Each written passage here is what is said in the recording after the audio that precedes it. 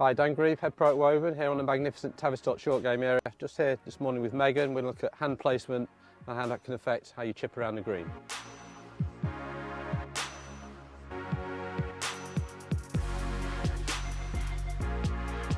So, Megan, can you just hit a couple to the far pin for me there?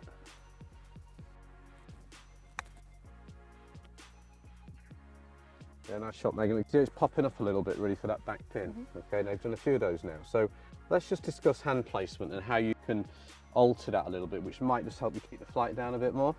So if you set up to the ball there, and at the moment you've got your kind of regular grip, which is great for your full swing or whatever, but if you want to flight it down with your chipping, hit that lower chip and run style, if you weaken that left hand, you should feel that this angle now is flatter, because the wrist arches more, you see, as you make that move.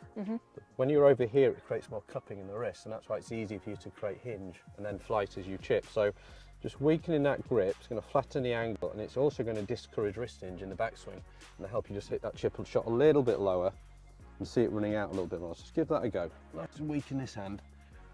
Nice and wide in the backswing, less wrist hinge, flight it down. There you go, so it's probably half the flight, you can see it sort of running out a little bit more. More of those. That's it, nice and weak in that hand, feel slightly higher, nice and flat there. And when you go away, it's going to feel wider as opposed to before, there's too much hinge. Very good, well done. Much better. Okay, now if you want to hit a higher shot then now, show me how you do that.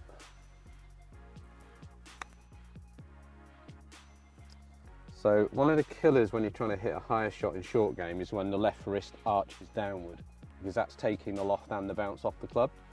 So what I want you to do now, I want you to get your left hand to actually go stronger now. Okay, and drop the hands a little bit lower, and you can see all that cupping in this wrist here. When you've got the cupping in the wrist there, as you go back, it's going to allow you to really feel like the loft and bounce stays on the club, whereas at the moment, that wrist is going this way, that's closing the face.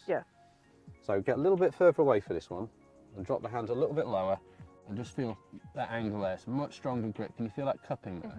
So when you take that away now with the wrist hinge, there you go, look at the club face. You see that got the loft and the bounce on there? Yeah, much easier to open it. Exactly, that's going to allow you to release it better and get a higher, softer shot.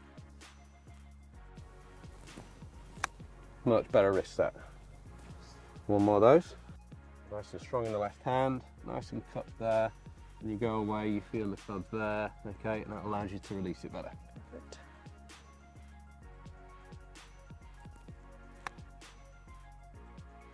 Very good. It's a simple way of just changing the hand placement on the grip to change trajectory.